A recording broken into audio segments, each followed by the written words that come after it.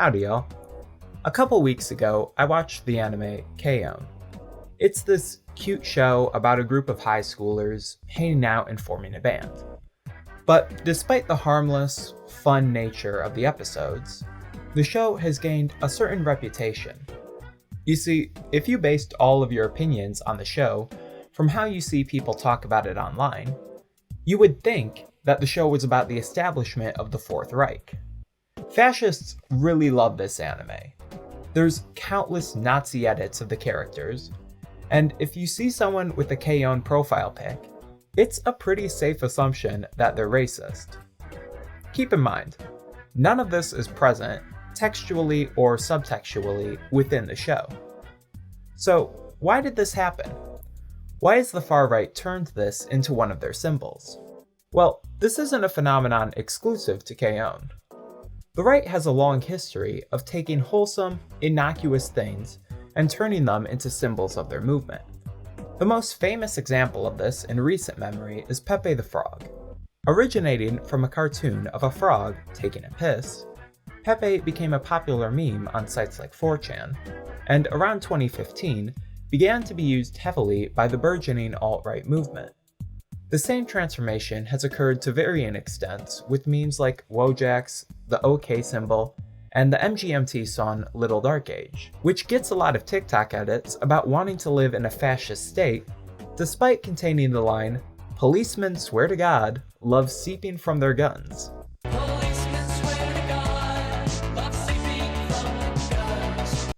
Like, come on, hearing that and thinking, oh, the song's about loving authoritarian governments, is a Ronald Reagan praising Born in the USA level of not reading the lyrics. In all of these cases, an already popular meme or piece of media was adopted by right-wing actors. Memes are currently the single best recruitment tool for the far right, owing in part to their ease of sharing as well as their ability to slowly acclimate one towards bigoted ideology. It's been well documented how many social media sites, such as YouTube, Twitter, Instagram, TikTok, can act as a pipeline towards radicalization, with marks being drawn in with edgy jokes, and then, with the aid of these sites' algorithms, being shown increasingly blatant bigotry, again, generally still in the form of memes. Like, even when they're straight up just saying, join a neo-Nazi group, these guys will still slap some image of Patrick dabbing on it. Keeping it in a meme-ish format throughout one's journey into radicalism is important, as it doesn't give marks the feeling that they're being lectured on the tenets of far-right ideology, which, given how many of these people are teenagers who hate school, wouldn't be very effective for recruitment. Rather, the marks are being entertained with funny jokes.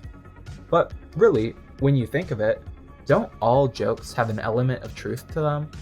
Truly, Trad Groiper69 is the only person brave enough to tell it like it is in this woke world. Edgy jokes also work great as an initial hook because the primary targets are young white boys. And as someone with a lot of experience in young white boys, they go wild for edgy jokes. Not necessarily out of any actual beliefs they hold. Often it's just some attempt at subverting the authority that says, don't be bigoted, combined with the level of stupidity of a 12-year-old. And these edgy jokes aren't particularly harmful in themselves. I've seen plenty of kids who've grown out of that phase and look back upon their 12-year-old self with shame, just like the rest of us. But when you introduce these social media algorithms, it creates a positive feedback loop, where instead of the real-life response of, say, a teacher giving you a punishment for telling a racist joke, the algorithm simply feeds you more, increasingly more extreme jokes, to the extent that the only joke left is just unadulterated hatred. If you want more information on how this pipeline occurs, I'll leave some relevant videos in the description. Okay, so we know why memes get used, but why these ones in specific? Why appropriate innocuous, wholesome things for this purpose? Well, one benefit is that by hopping onto a pre-existing popular meme, you increase your reach. If you're making your little tradcath lay epic TikTok, You're liable to reach a wider audience if you use the hit TikTok sound of MGMT's Little Dark Age.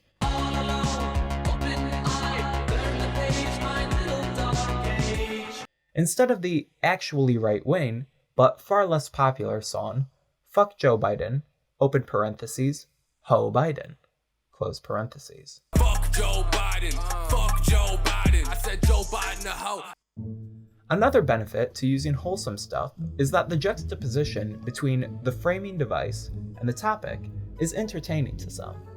Seeing these cute, wholesome anime girls adorned with swastikas can be kind of goofy depending on your sense of humor. This is also why the Fren meme exists. The Fren meme is this thing a certain subgroup of internet neo-Nazis do, where they post in baby talk and accompany it with pictures of Pepe the Frog.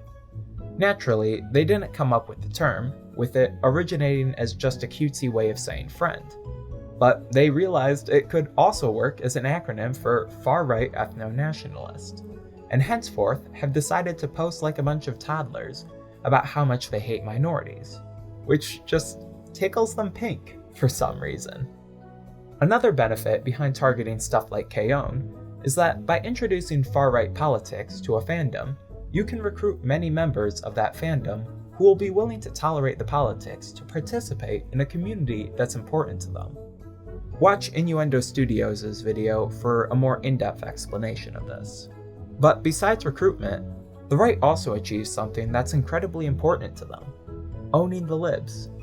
If you turn a piece of media into a far-right thing via association, many people who enjoy that piece of media will no longer want to associate with it and will have their enjoyment tainted. I know people who are hesitant to talk openly about how they like K-On! I myself put off watching it due to the association. And fans who refuse to toe the fascist line are liable to get dogpiled online. Now, you may be wondering, would the far right really go to so much effort just to make life slightly worse for other people? Yeah, obviously. Making things worse for others is kind of the whole platform. Also, I don't want to give the impression there's no genuine enjoyment of these media among the right. Like, yes, they function as recruitment and radicalization tools, but they do so because that's what these people like. Their memes may be unfunny to anyone who doesn't derive pleasure purely from racial stereotypes, but they do.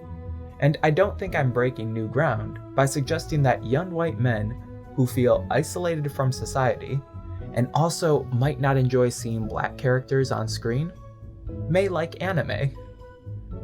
This trend of the far right co-opting pre-existing symbols, memes, and media to suit their purposes has been around since the birth of fascism. Most of the symbols we associate with Nazism, the swastika, the Sonnenrad, the Iron Cross, Norse runes, were not created by the movement. And here's where we get to the final, kinda sad reason the movements are so reliant on copying the work of others. Right-wing art just isn't very good. Obviously, there's exceptions, and art is subjective, but how much art is there that both promotes a right-wing worldview and doesn't suck? I've been told 300 is both a good movie and positive portrayal of far-right ideology. I wouldn't know. I've watched the first 15 minutes of it. It's strange, but there's really not that much. There's a reason that so many conservative pundits, Ben Shapiro, Steven Crowder, Michael Knowles, Dave Rubin, are all failed actors, screenwriters, and comedians. Right-wing comedy is so garbage, they've been reduced to all making the same joke over and over again.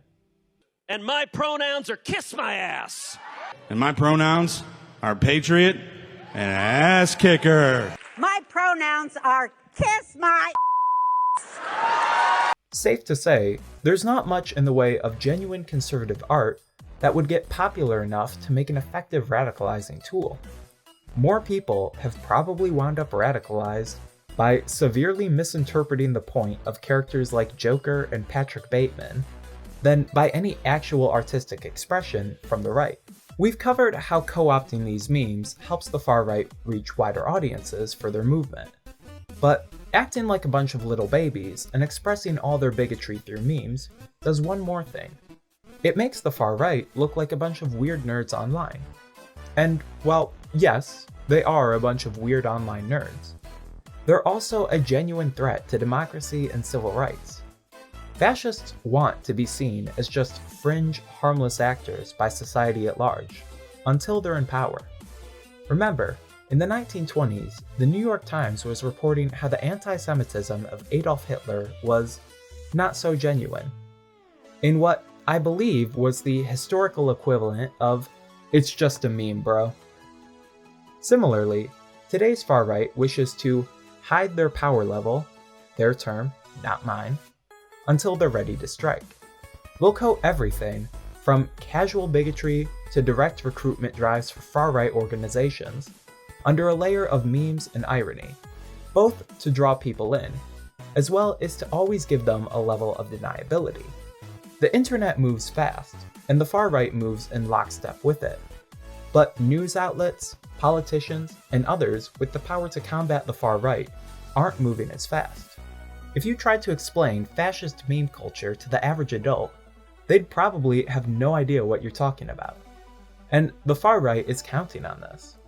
Think about how it looks when you tell someone a right-wing politician is signaling support for white supremacists by using the OK hand symbol or referencing the number 14. If you don't know what association these have with the far right, it just looks like a loony leftist getting triggered over nothing and trying to take away everyone's free speech.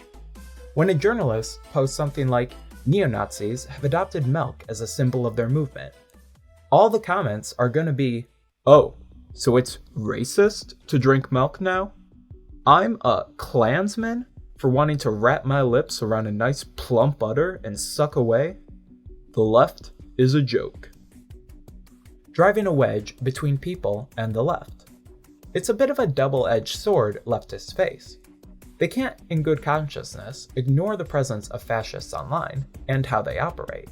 But when they try to tell other people about it, they just wind up looking paranoid. I've encountered many right-wing dudes in the past who will make fake accounts pretending to be a leftist in order to push this very narrative of the left being irrational busybodies, freaking out over nothing. So it's definitely an intentional move by the right. So how do we deal with the problem? Well, like I said, most people aren't exactly aware this is a problem. So it's got to start with informing the general public. I'm not saying to go out and give your parents an exhaustive list of what memes neo-Nazis are using. That likely wouldn't be a fun experience for either of you, and it would be useless in a month. Meme culture is constantly shifting. The aim should be on raising people's consciousnesses to the fact that the far right is using memes for radicalization and recruitment. When awareness of this issue rises, the pressure on social media companies may become great enough that they actually moderate the content on their sites and tweak the algorithm to stop turning 14-year-olds into Nazis. On the interpersonal level, be willing to talk with your friends and family if you see them sharing bigoted memes. Parents, don't go through your kids' phones, but give them some advice on how to be careful online. As for the memes themselves, some of them may be worth reclaiming, and if you want to do that, go ahead. Little Dark Age is a certified baner, and the far right does not deserve it. And watching a bunch of teens eat cake and start a band shouldn't be a Nazi thing. Also, all of the K-own girls are definitely gay. Like, I don't know how the Nazis are missing this. They love each other. They smooch. They kiss. Thanks for watching. Like, comment, and subscribe. And a special thank you to my patrons, who should be scrolling by right now. This video's production has been kind of hectic, because in addition to the normal issues of a loaded schedule, there was a mass shooting at my school. I don't have enough to say about it to make it its own video, but it would feel weird not to mention it. I'm so tired of this, man. Every single fucking day, it's another shooting, another child who will never grow to adulthood, another family with a gaping hole torn into them, and every single day, nothing fucking changes. I was in my dorm room, worried that I could be seen through the window, or that the door opening I heard in the hallway could be the shooter entering my building. But throughout it all, I was also tormented by the knowledge that no matter what happened, nothing was going to change. The thoughts and prayers would be said, the news would drop the story after a few days, and there would be another school shooting soon enough. If you want my thoughts on what should be done, I made a video on it 8 months ago, and there's been countless shootings since then. But fixing America's gun problem is even more daunting of a task than explaining to your entire extended family what a trad groiper is. As for the specifics of the MSU shooting, it's fucking disgusting how right-wingers react whenever a mass shooter isn't white. They celebrate black shooters like it's fucking Christmas in February, cause they're racist morons. They'll say, oh, I hate identity politics. MLK said we should all be colorblind, until a black person commits a crime. Then they're donning the white hoods. It also felt like the police really dropped the ball in apprehending the shooter. There were cops everywhere, and he was still able to get well off campus. Probably could have gone further if not for a civilian tip.